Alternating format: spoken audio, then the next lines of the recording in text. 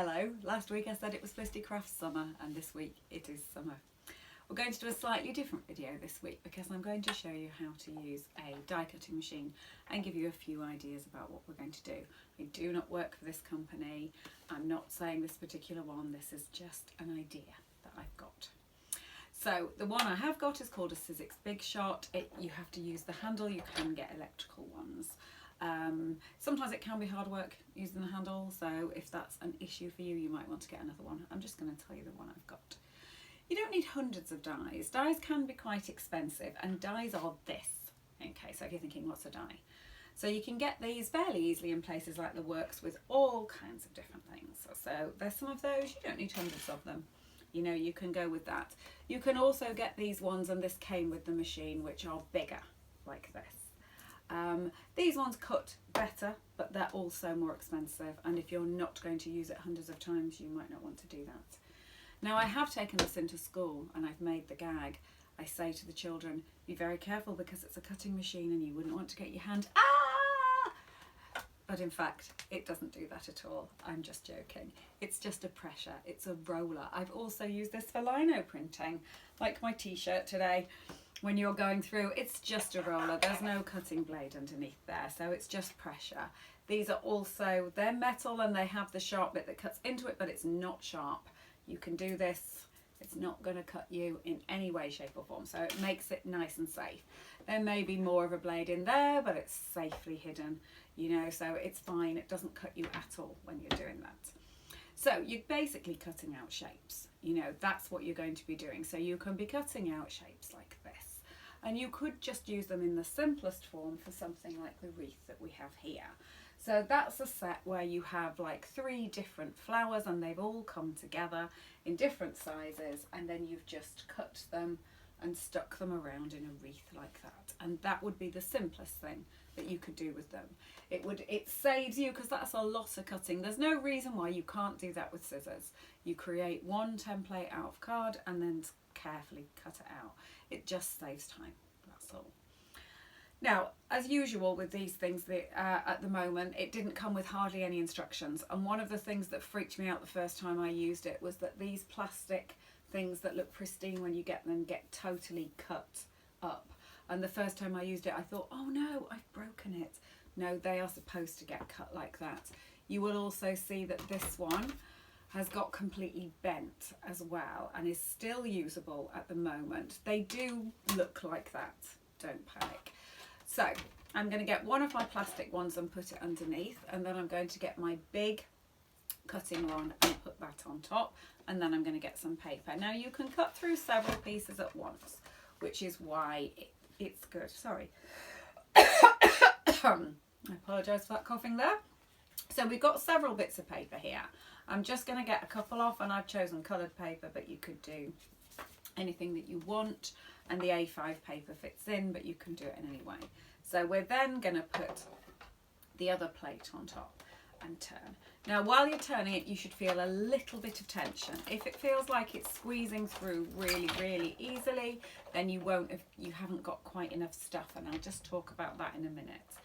So when it's gone through like that, you can take off the plate, take off your piece of paper, and you have got your little shapes cut out. So I'll just show you how that's going to look. I'm just pulling it up, and you've got both. You've got the relief here like that, so you could use that. You can use it as a template, as a stencil, sorry, is what I meant, or anything like that. So that side can be used as well.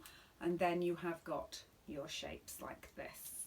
So in this one we've got a heart, and we've got a butterfly, and we've got several circles, which you might be thinking, what do I need a circle for? I'll show you that in just a second. And some smaller hearts. All of those could be cut with scissors, but now you've got loads of them. You know, you cut them out and you've got absolutely loads. And if you wanted to make a butterfly wreath like that, I've just been playing for a few minutes before I started to film, and I've got all of these. So that would be enough in just a couple of minutes, and they're all exactly the same. I actually think the fact that they're all exactly the same is a little bit of a disadvantage because it looks over manufactured for me, but you can adapt that. by doing lots of other things with it and make that look better. So that's the big die when you're using that like that, and you keep those ones. If you're doing Christmas presents, Christmas cards or something like that, you could definitely make loads and then put them all out like that. So you could, if you were making them for a Christmas fair or something like that. Now, if we're going to use these kind of dies, we're going to need the other one, which is the thick one, and that's kind of taking up the space of that. So we're going to put that one underneath, then we're going to put one of the plastic ones on top. We're going to put another piece of paper over there. There's a couple of pieces of paper there, and then we're going to put our dies on. So you get these ones like this, and that's reasonably difficult to cut out those kind of things like that. But then you get something like this, which would be very, very difficult to cut out. So I'm going to put one of those on there. You've got some ones that look fairly kind of unimpressive, and you're going to need to do something. And then you've got things like these tiny ones. And lots of you came on my dotting tree workshop this time. So that was for the tree. And then you've also got some incredibly tiny leaves. Oh, so incredibly tiny, I've dropped that one on the floor. Some incredibly tiny leaves and things there. So we're going to do that. These are small ones, so I'm going to put on the other plastic one. I'm going to put the other one on top, and it's going to go through. Now, this sometimes is hard to pull, and I'm leaving you that to show you that I'm having to put a little bit of effort in as it goes through.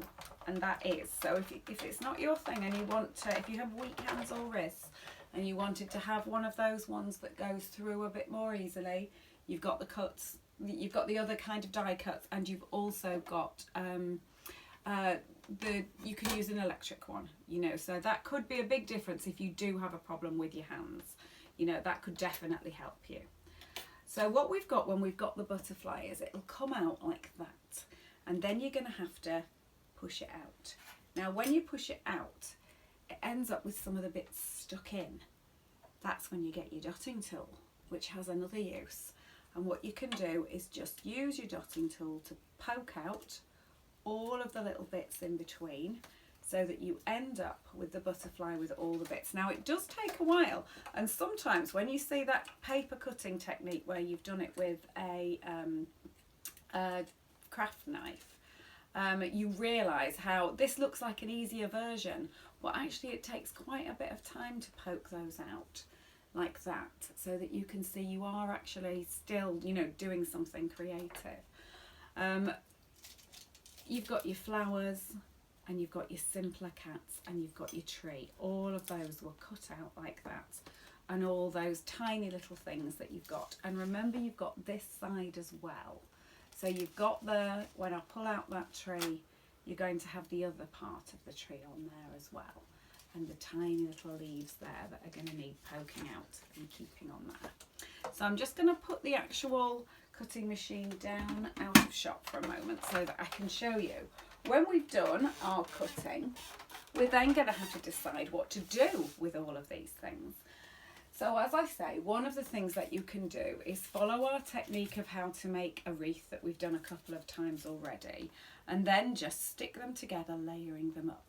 But I've just curled them around with my fingers to give them a little bit more excitement. You remember last week when we used the cocktail stick to curl? This is quite thick card actually. So a thin card actually, thick paper, thin card. So it didn't curl fantastically, but you could curl backwards or forwards following last week's technique. We could do that if you wanted to with that. Now when you're sticking down your butterfly, instead of just sticking down a butterfly flat like that, which you absolutely could do, if you fold up the wings and then you just stick down the middle bit, you suddenly have a butterfly which is flying and looks a lot better. I know the children really liked that when we did that at school. Layering up is often one of the things that's best to do with this. So get out all your fancy papers and all those things that you haven't known what to do with. We can get these out of magazines as well. They don't have to be fancy craft papers, although you can get paper really cheaply. So this is one that's like the moon. I've stuck my butterfly going upwards with one of the other ones behind. These two did come together, so they're the same size. So you've got this one like this, and then we've also got the one that has its, I can't remember where the one was that I was just poking out, that seems to have disappeared, but the one like that, and it's just sticking up. You could also just get your glue, and remember we're just using paper, so it's still easy to stick. Just stick that one at the other side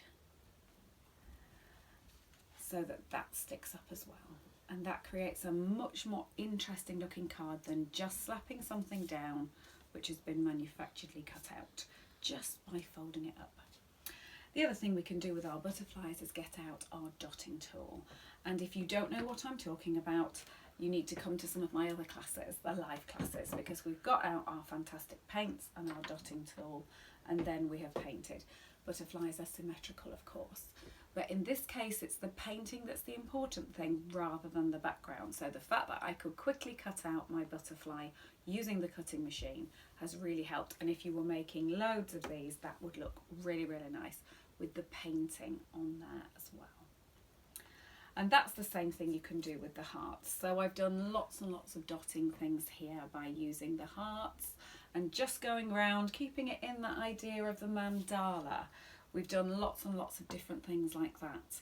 Going around, keeping those ideas and just having something to go onto using the die cutting machine.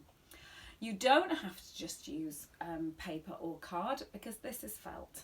And I cut one of our trees out of felt.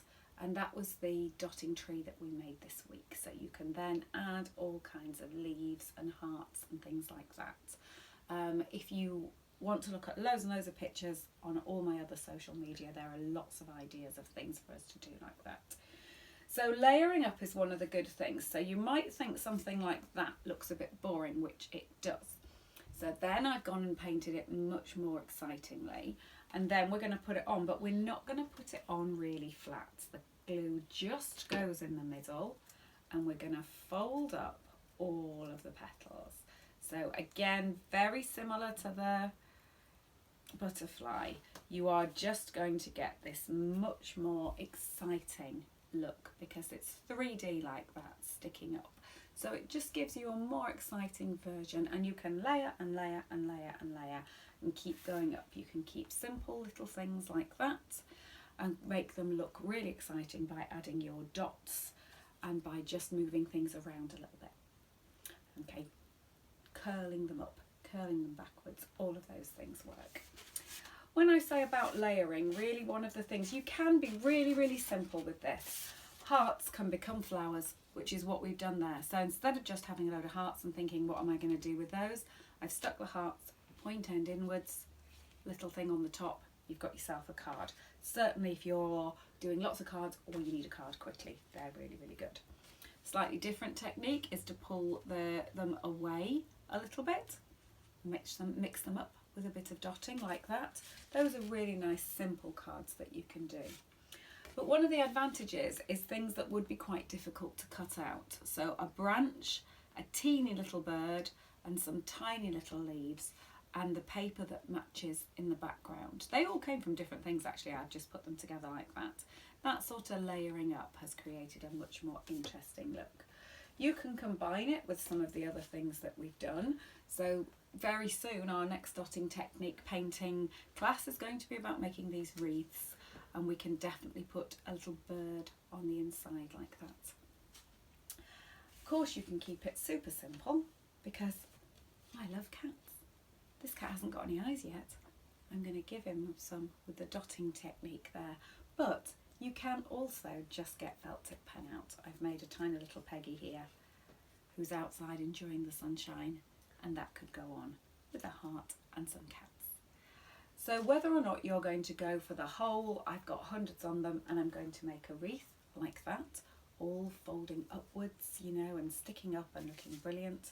Whether you're going to use it as a basis by doing something like the little tree, or go crazy with your dotting, there are several things you can do with a cutting machine that don't involve just having exactly the same thing stuck down. You know, the slightly less creative thing. That's not really what it's about. What it's about is creating these shapes and then doing things with the shapes. I'm using cards as usual here, but there are all kinds of things to do. Now I'm going to take a load of good photos because it's a lovely sunny day and pop them up on Instagram so that you can have a look for some inspiration. And if you join me next week, we'll have some more summer fun. See you soon. Bye.